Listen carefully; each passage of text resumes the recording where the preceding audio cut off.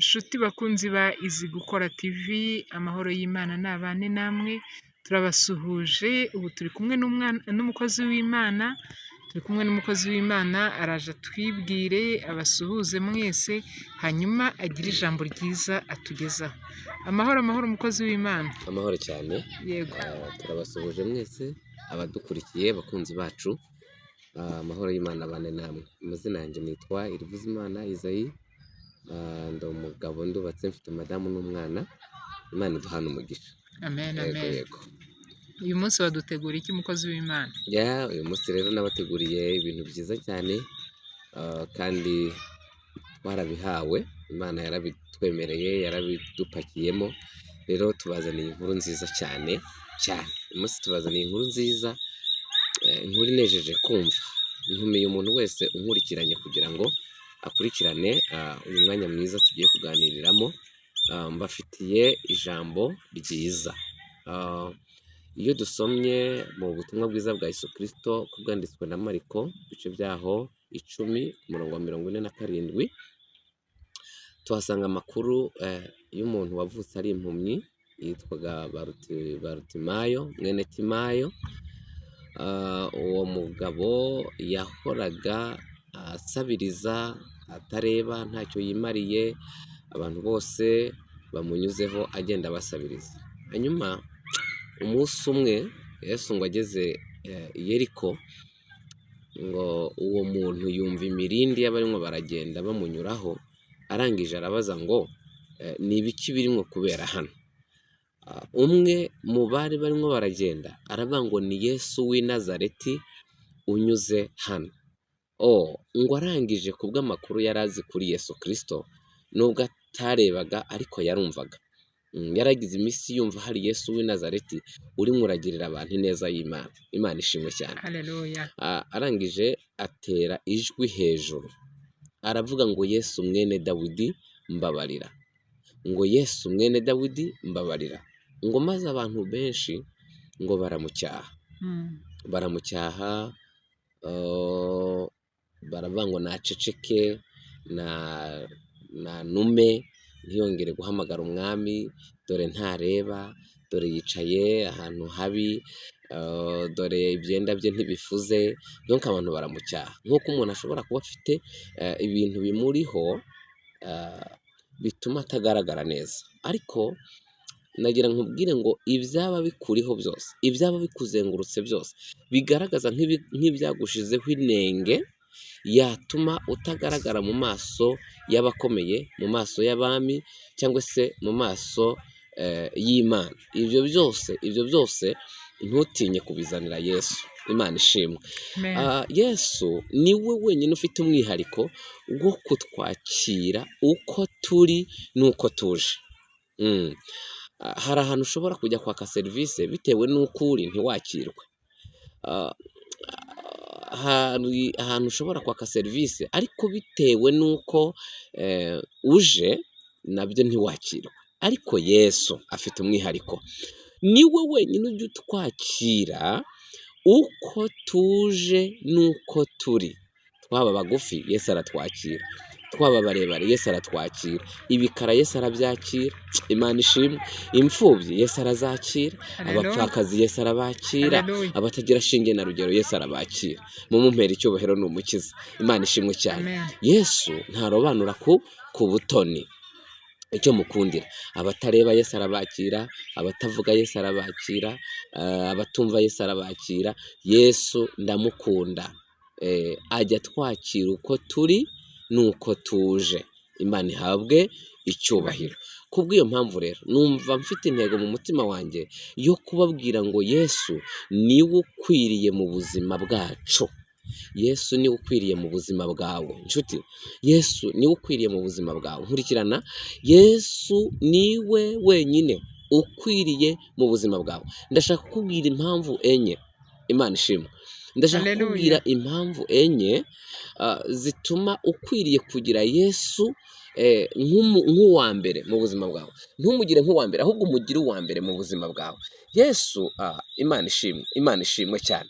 Yesu ndashaka kukubwira impamvu enye zituma ukwiriye kugira Yesu nk'umwami w'ubuzima bwawe, nk'umuntu ukwiriye mu buzima bwawe. Impamvu ya mbere ukwiriye kwemera Yesu akaba ugenga ubuzima bwawe, ugenga imibereho yawe. Impamvu ya mbere, Yesu niwe wenyine uzi itangira ryo kubaho k'ubuzima bwawe, kandi ni nawe uzi itangira ryo kubaho k'ubuzima bwawe, kandi ni nawe uzi iherezo ryo kubaho k'ubuzima bwawe. Niwe urifite wenyine. Nta muntu n'umwe uzi igihe uzarangiriza urugendo rwawe, habe nawe ubwawe ntuzi igihe urugendo rwawe ruzarangirira, ariko Yesu abifite mu biganza. Yego. Imana ishimwe cyane. Haleluya. Yesu, haleluya, Yesu niwe uzi itangira, niwe ufite fondasiyo y'ubuzima bwawe. Bibiliya iravuga mu gitabo cy'ibyahishuwe, hakavuga ngo ndi uwa mbere kandi ndi n'uw'imperuka, ndi itangiriro kandi ndi n'iherezo. Biravuze ngo Yesu azi itangira ryawe no kurangiza kwawe. Imana ishimwe cyane. Uwo mwami rero ugufite mu biganza, nagira nkubwire, muri iri jambo nkubwiye, nagira ngo uhumurize, nkubwire ngo umuntu wese wifuza kukwambura ubuzima ngo abutware mbere y'igihe umwami yagenye, ntabwo azabishikaho, ntabwo bizamushobokera, ntabwo bizakunda. Amena. Imana ishimwe cyane. Imana niyo izi igihe watangiriye, ni nayo izi igihe uzasoreza. Imyaka Imana yakugeneye ku buzima bwawe ntawe uzayikuvutsa mu gihe uzaba wemerewe ko Yesu aba umugenga w'ubuzima bwawe. Icyubahiro n'ikibi cy'Imana. Igihe wemereye Yesu akaba umugenga w'ubuzima bwawe, ntabwo ikintu cyose gikeneye kugufata, gikeneye kukwiba kizakugeraho. No, Yesu niwe murenzi wacu wo kwizerwa, niwe gicucu cy'iburyo gihoraho. Ku manywa izuba ntirizatwica, nijoro ntituzatinya n'ukwezi. Imana ishimwe. Asoza avuga ngo Imana niyo ikurinda ibibi byose iteka. Imana niyo irinda ubugingo bwawe neza, izakurinda amajya n'amaza none no mu bihe bidashira. Biravuze ngo igihe wemereye ko Yesu aba umugenga w'ubuzima bwawe, ntabwo ikintu cyose gikeneye kukwambura ubuzima kizabushikira, kuko Yesu ni umurinzi wawe wo kwizerwa. Imana ihabwe icyubahiro. Haleluya. Indi mpamvu ya kabiri ikwiriye gutuma Yesu aba umwami w'ubuzima bwawe, ni uko ari we wenyine ufite isoko ivamwo amaraso n'amazi byo koza umutima wawe wanduye ukabonera. Niwe wenyine ufite amaraso abasha kweza ibyaha biri mu mutima w'umuntu. Yesu, Imana ishimwe, umuririmbyi yararirimbye aravuga ngo ya soko nziza yoza ibyaha, aravuga ngo nejejwe nuko nayinjiyemo. Aravuga ngo iyo soko niyo Yesu ahora ankirisha kandi niyanyejesha. Yesu, Imana ishimwe, dukwiye kwemerera Yesu. Arakwiriye. Yesu niwe ukwiriye, Yesu niwe ukwiriye mu buzima bwacu. Niwe utweza ibyaha twakoze, niwe ukubabarira ibyaha byawe, niwe ugukuraho gukiranirwa kwawe. Nta wundi ufite ubushobozi bwo kukwezaho ibyaha by'umutima, no, keretse Yesu wenyine. Niwe watsindiye iryo soko ryo kweza abantu bakababarirwa ibyaha kandi bakumva barabohotse. Imana ihabwe icyubahiro. Mwifurije ko, haleluya, itaka ryose, umwanda wose waba uri mu bitekerezo byawe, waba uri mu mutima wawe, waba uri mu mubiri wawe witwa icyaha, amaraso Yesu ntazigera ashira imbaraga. N'uyu munsi Yesu aracyeza abantu bemeye kwezwa nawe. Mwifurije kuhagirwa n'Imana muri iki gihe. Icyubahiro n'ikibi cy'Imana. Ukuntu kose waba warandujwe n'umwanzi, Yesu amaraso ye afite ububasha bwo kukuhagira icyaha cyose wakoze, uko cyaba gisa, uko cyaba kingana, uko cyaba kiri. Amaraso ya Yesu afite imbaraga zo kugukuraho icyaha cyose mu izina rya Yesu Kristo. Icyubahiro n'ikibi cy'Imana. Indi mpamvu ya gatatu ituma twahamya ko Yesu ari we ukwiriye mu buzima bwacu, ni uko ari we wenyine ufite amahoro yuzuye y'umutima. Bwana asifiwe, Amen. haleluya. Yesu niwe ufite amahoro. Umuririmbyi w'171 aherutse kuririmba aravuga ngo amahoro Yesu aha abantu be ngo ntagira akagero kandi ntabwo arondoreka, ngo ajya ahumuriza abayafite. Amen. Aravuga ngo nutayata ntabwo wayakurwaho. Aravuga ngo wiringire Imana kuko uyiringira atabura amahoro meza adashira. Imana ihabwa icyubahiro. Rero ndifuriza umuntu wese udukurikiranye kugira Yesu uwa mbere mu buzima bwe. Niwe wenyine. Haleluya. Abantu bazi ngo amafaranga niyo atanga amahoro. My dear, dufite abantu bafite amamiliyoni menshi ariko nta mahoro bayafitanye. Dufite abantu bafite ubutunzi bwinshi, dufite abantu bafite ibyubahiro byinshi ariko badafite iki? Amahoro. Ariko abantu bibereye muri Yesu. Haleluya. Bibiliya iravuga muri Yohana 14 ku murongo wa 17, Yesu yabwiye abigishwa aravuga ngo amahoro yanjye ndayabasigiye kandi amahoro yanjye ndayabahaye, amahoro yanjye ndayabagabiye. Imana ishimwe. Mu ijuru batugabiye amahoro. Umuririmbyi w'109 yararirimbye aravuga ngo Yesu ni umukiza wanjye ngo ndamahoro. Nkwifurije kugira amahoro y'Imana mu izina rya Yesu. Imana Amen. ikumpera amahoro. Amen. Imana ikumpera amahoro. Amen. Amahoro Amen. waburiye mu rushako Imana yakumpere. Amahoro waburiye muri famiye zitandukanye Imana niyakumpera. Amahoro waburiye mu nshuti n'abavandimwe batandukanye Imana yakumpera kuko irayafite, aruzuye, arasendereye. Haleluya. Umuririmbyi yararirimbye aravuga ngo kuri ubu nyangira amahoro mu mutima. Aravuga ngo atemba nk'uruzi. Aravuga ngo abisi ntibayazi. Aravuga ngo icyama ngasanga uyahawe nawe. Umva amahoro atemba nk'uruzi. Imana ikumpera amahoro atemba nk'uruzi. Muntu nkurikiranye, Imana ikumpera amahoro atemba nk'uruzi. Bwana Yesu asifiwe sana. Haleluya. Muri iki gihe cy'imitima ihagaze, muri iki gihe cy'imitima inanijwe, weho Imana ikumpera amahoro. Imana ikumpera amahoro, Imana ikumpera amahoro. Imana ikumpera amahoro. Musore, Imana ikumpera amahoro. Mukobwa, Imana ikumpera amahoro. Mama, Imana ikumpera amahoro. Papa, Imana ikumpera amahoro. Umva wa muntu ubuza amahoro. Yesu ni amahoro yacu, ijuru ryatugabiye. Imana ihabwa icyubahiro. Rero Yesu tumugire uwa mbere. Yesu niwe ukwiriye. Umuntu utanga amahoro, urumva udakwiriye kumwegurira ubuzima bwawe, urumva udakwiriye kumwiyambaza. Umuririmbyi yaravuze ngo tunganira Imana ubudasiba. Aravuga ngo nutegwa n'ibyago byo kubura amahoro, nutegwa n'ibyago runaka, aravuga ngo jya usanga Yesu. Aravuga ngo ntiyirengagiza umwiyambaza. Aravuga ngo uyoboke Yesu, niwe shobuja. Nyemera Yesu akubere shobuja. Nyemera Yesu akubere umugenga. Nyemera Yesu akubere umukiza. Nyemera Yesu akubere umwami. Icyubahiro ni icy'Imana. Bwana asifiwe sana.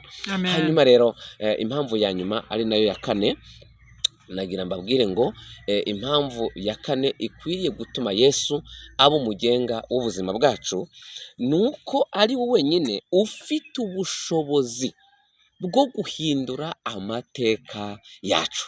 Haleluya. Imana ishimwe. Yesu ahindura amateka. Mwene da, Yesu ahindura amateka. Amateka abantu baterateranije bikanga ko ahinduka, ibintu amashuri wize byananiranye ko yabasha guhinduka, ibintu byagutsikamye mu mateka runaka, ibikomere runaka, Yesu afite ubushobozi. Haleluya. Afite Amen. ubushobozi bwo guhindura amateka y'ubuzima bwawe. Nagiye mbona abantu benshi bavukira mu miryango Satani yabashiriyeho akarimbi ko gupfa bakenyutse. Urimo uramva iki kintu mama minyo? Nabyumvishije. Satani akavuga ngo aba bantu nzajya mbicira ku myaka 40. Oh. Imyaka 40 ntayirenge. Imana ibaho umugisha. Nari nkomeje kuganira namwe mbabwira ko Yesu ari ufite ubushobozi bwo guhindura amateka y'ubuzima bwawe. Ubuzima bwananiranye, ubuzima ubona bwanze, ubuzima budafite ishusho. Imana ishimwe. Yesu ajyaza akabuha ishusho. Nabonye Yesu atanga ishusho y'ubuzima. Icyubahiro n'ikibi cy'Imana. Yesu atanga ishusho y'iki? Y'ubuzima. Umuntu byari byaranze. Iyo Yesu avuze ngo ni habeho, habaho. Niwe ubasha kurema ibitariho bikagira gute? Bikabaho. Icyubahiro n'ikibi cy'Imana. Yesu niwe ubasha guhindura amateka y'umuntu yaheranywe n'uburwayi.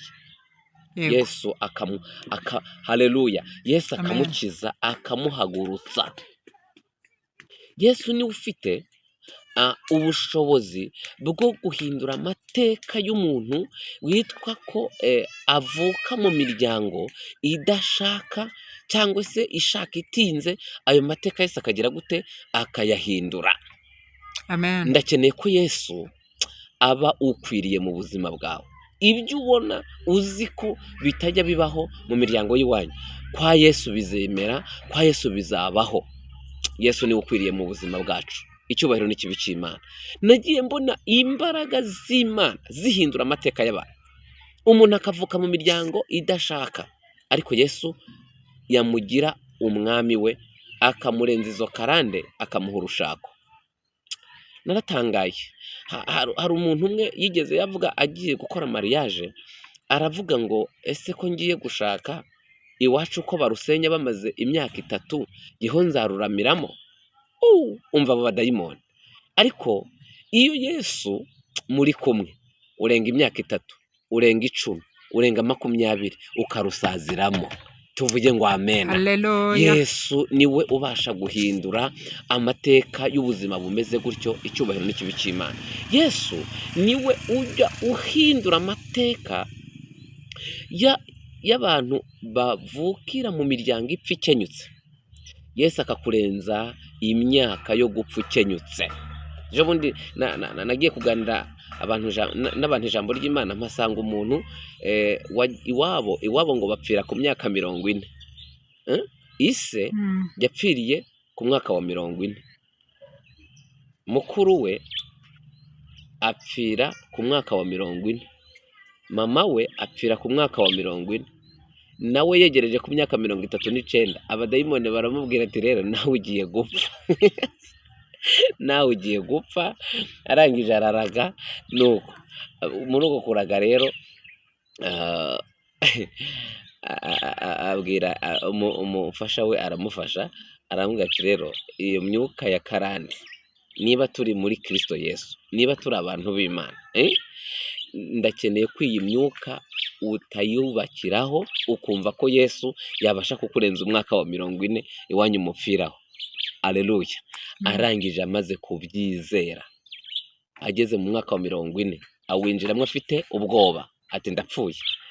Uwa 41 wikubitaho, 50 yikubitaho, 60 yikubitaho, arengeje 60.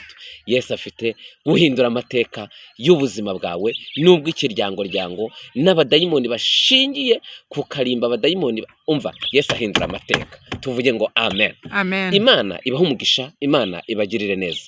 Yesu abe ukwiriye ku buzima bwawe. Reka dusengane Imana, hanyuma ahantu uri, ahantu herereye, wiyambaze Yesu, ntafite kukwirengagiza, umubere umwami, nawe donc akubera umwami, nawe umubere umwana, mubane neza. Yesu yiteguye kugenda ahindagura ubuzima bwawe, amateka y'ubuzima bwawe. Yesu afite imbaraga zo kubuhindura. Yesu aguha amahoro, Yesu akuhagire, Yesu ubwire Yesu byose ni inshuti yawe. Ibikubabaza n'ibigutera, Yesu yiteguye kukumva. Ushobora kuba warabuze abakumva, ariko Yesu yiteguye kukumva. Navuze ngo niwe ujye utwakira uko turi kose, nuko tuje akatwakira. Imana ibaho umugisha mu izina rya Yesu. Data, mu izina rya Yesu sengeye uyu muntu ukurikiranye ijambo ryawe, agakurikirana imbaraga zawe, agakurikirana iki kiganiro. Ndamusengeye kugira ngo imbaraga z'ijambo ry'Imana, imbaraga za Kristo zimugireho ububasha, nawe abone Imana.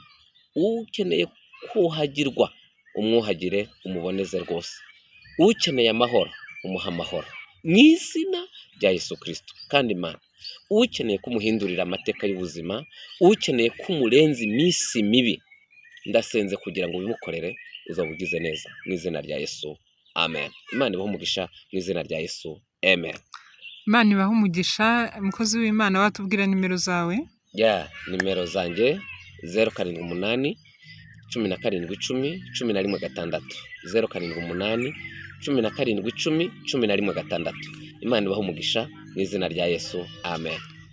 Bakunzi bacu rero, meze mukore subscribe kuri Izi Gukora TV, muzahungukira byinshi, muzumva ubwiza bw'Imana, Yeah. muzahabonera ubuhamya ndetse muzahabonera n'ibimenyetso, muzahahurira n'ijambo ry'Imana, muzumva amasengesho ndetse muzumva byinshi, muzahakura ibyiringiro ndetse Amen.